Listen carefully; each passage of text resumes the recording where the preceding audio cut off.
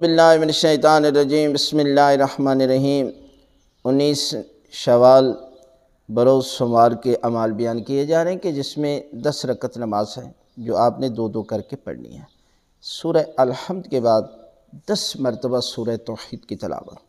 یعنی قل ھو اللہ احد کی تلاوت ہر رکعت میں سورہ الحمد کے بعد،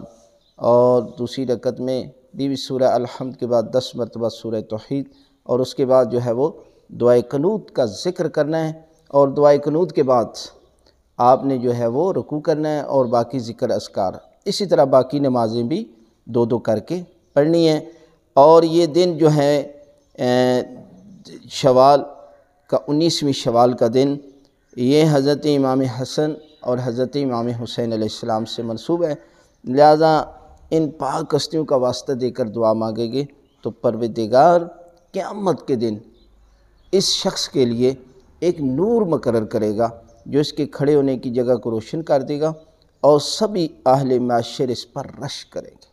یعنی اتنا بڑا اجر پروردگار جو ہے وہ اس کو عطا کرے گا۔